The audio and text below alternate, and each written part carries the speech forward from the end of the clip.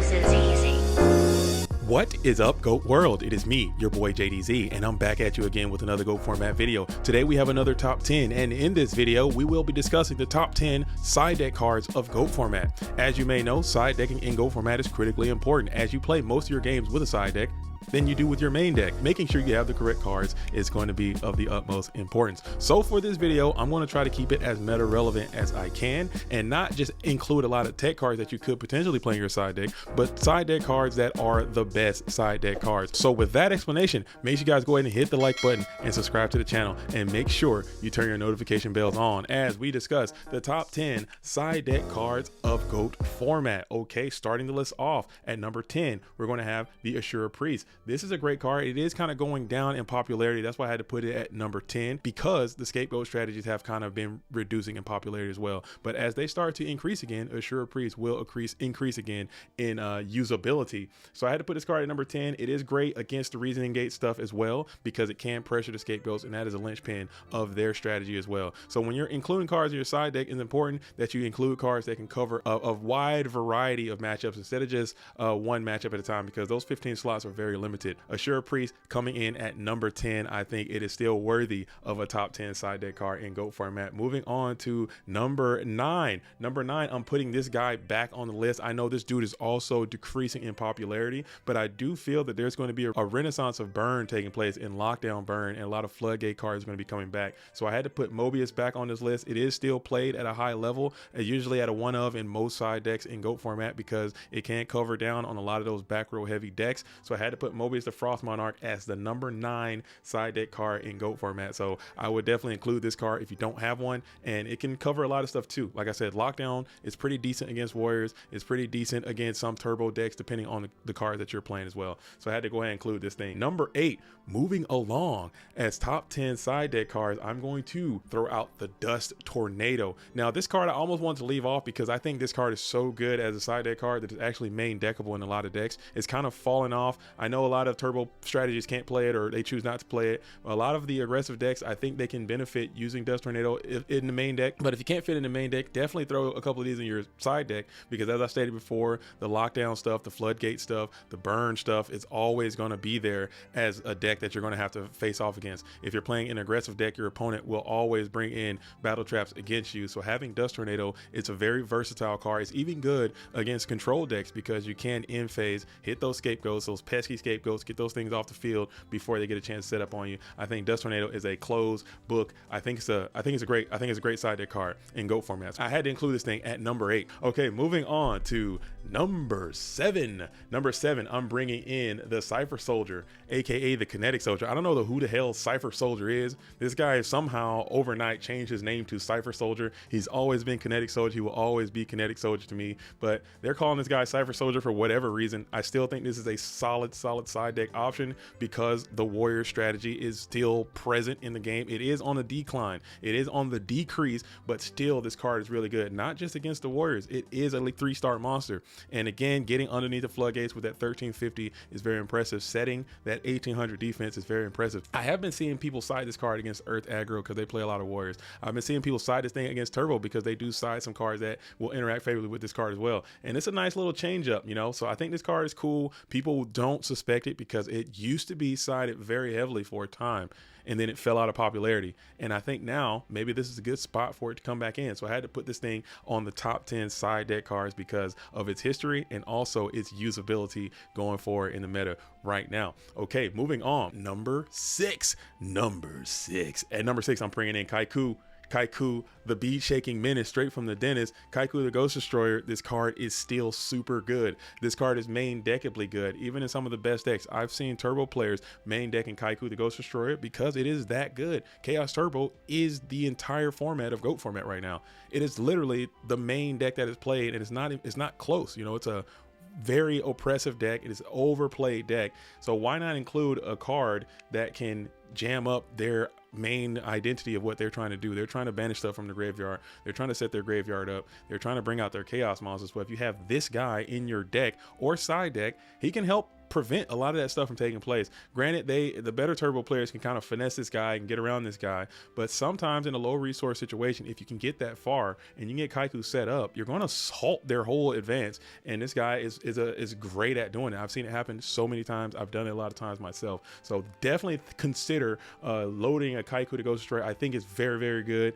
especially in a side deck capacity, even in a main deck capacity. But this is talking about side deck, so I had to put this guy way high as the top 6 side deck card in GOAT format. Probably could have actually gone a little bit higher, but I had to put other cards ahead of him because I do kind of consider Kycoo more of a main deck monster than I do a side deck monster, and I want to keep this more side deck exclusive. So Kycoo still going to be that number 6 side deck monster. We're getting into the top 5. Top 5 stay alive side deck monsters of GOAT format. At number 5, I'm bringing in His Majesty King Tiger Wanghu. I think this card is great. I think this card is superior to Assur Priest right now, just because it fits better than what Assur Priest can do. Assur Priest is great, and Assur Priest is on attribute, so that is also a benefit of Assur Priest. But King Tiger, that body sticking on the field, I think is really good right now. So it puts a lot of pressure on the scapegoats. Obviously, it puts a lot of pressure on Thousand Eyes Restrict. It makes your opponents do a lot of weird stuff, especially if they're doing recruiters and stuff.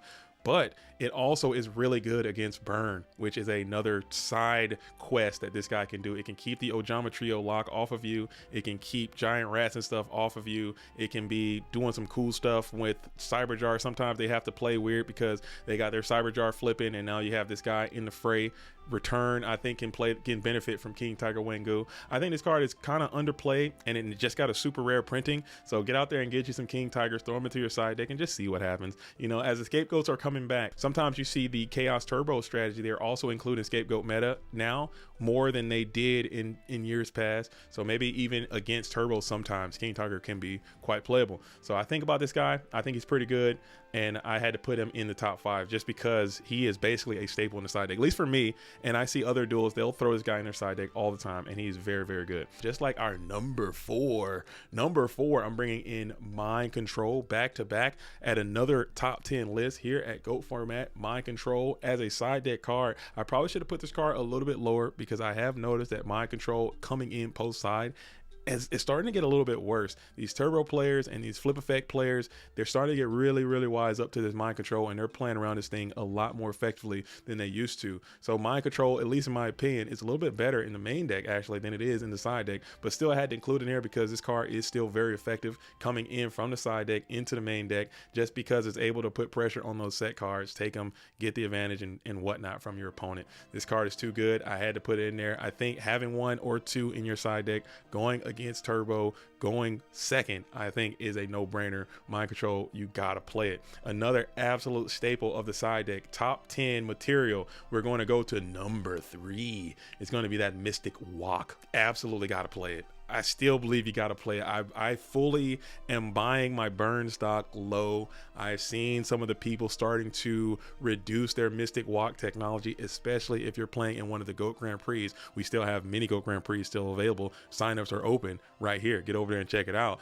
And you're playing in a time situation, you gotta have Mystic Walk because it can un-Ojama lock you, it can increase your life points, it can be chainable to your draw phase, it can save your life, and it also can modulate in time, which is a scummy part, but it's a part of our game. We have to accept it. So this card is an absolute unit. I think your side deck should basically be 13 or 14 slots at this point, because you got to have at least 2 of these things in there, or maybe at a minimum you should at least have 1, just for those reasons that I stated before. So Mystic Walk, heads up, gotta have it. Super staple of the side deck, way high on the top 10. Okay, coming in at number 2 on the side deck card top 10 list, I'm going to put in the Zaborg the Dark. Okay, I'm putting this guy in just how effective it has been over this past year. At the end of, basically last year and into this year, everyone is siding this card. The turbo players are leaning super duper heavy on Zaborg the Dark, just because it's able to combat warriors so effectively. It's able to even work pretty decent in the mirror. Sometimes I've seen turbo players bring it in and set Zaborg on the field and get it mind controlled. I've seen them Tsukiyomi it and just start beating down GK spies and attacking Sorcerer in defense position. This guy is the main reason why you can't safely put Chaos Sorcerer in defense position anymore. If you notice, a lot of players are starting to put Chaos Sorcerer in attack position just to prevent Zaborg the Dark from coming down and just clubbing that guy and taking him down with that 2100 attack. Granted, he's not my favorite card, he's not my favorite choice, but I have to look at the numbers and just see how many people are using it and how many people are using other things like Berserk Gorilla, Skilled Dark Magician, you know, Jiraigumo, whatever the hell you want to use as that robust attacking guy. And Zambara is just clearing all, just numbers wise. Granted, he can attack direct, and that does come up sometimes, but I don't think it is that important in GOAT format. And I think that 2100 stat, sometimes just putting the 2100 up and just letting them wall up,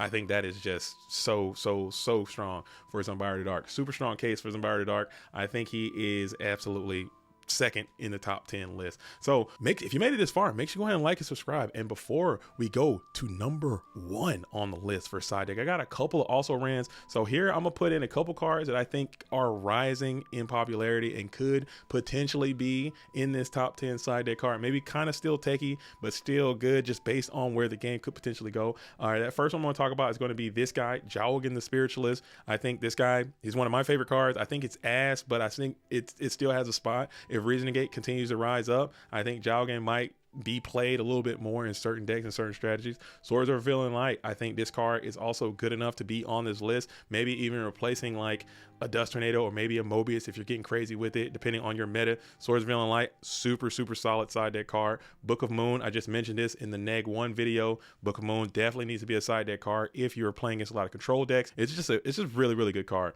Another one I want to discuss, and I mentioned this in another video I made with the Dark Arm or my Whack Arm Dragon video, is that Cyberstein.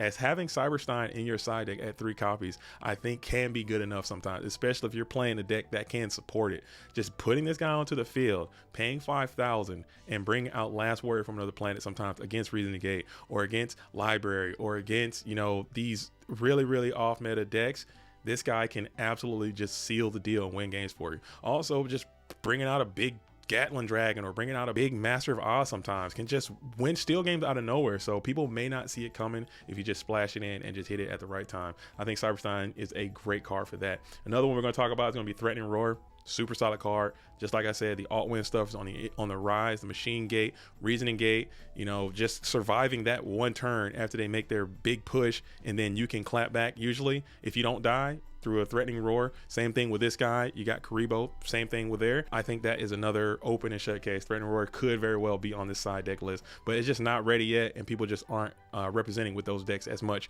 as they need to make a change like this take place. And the last card I'm going to talk about as this Tech Choices card that is being cited actually really heavily right now that people may not be talking about is Solemn Judgment.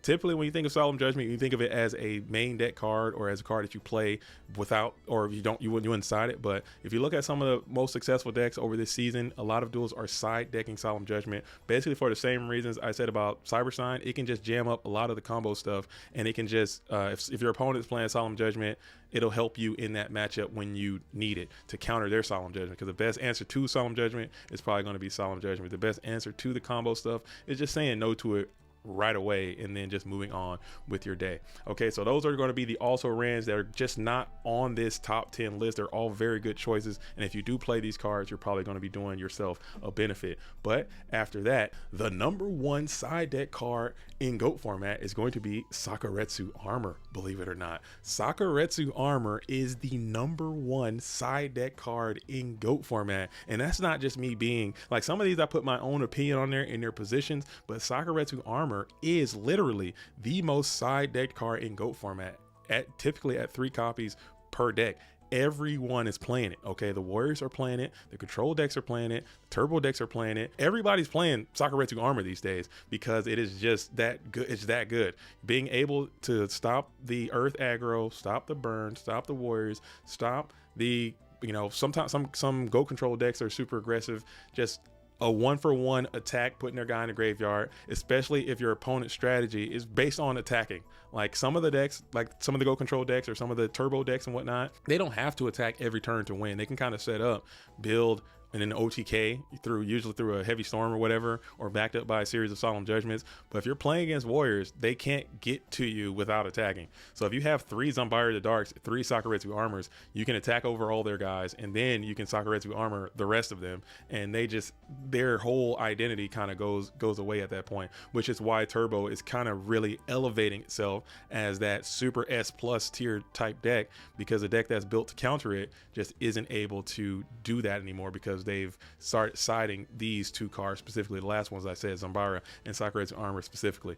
But that's why I had to put those cards very high, and this is my top 10 list. Okay, so get down to the comment section and let me know what I left off. What cards do you play in your side deck, and do you want to see another top 10 list, maybe top 10 tech side deck cards that you could play, or really cool side deck cards that you can possibly play in niche situations?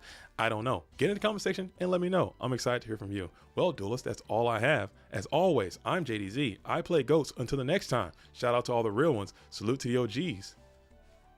Peace.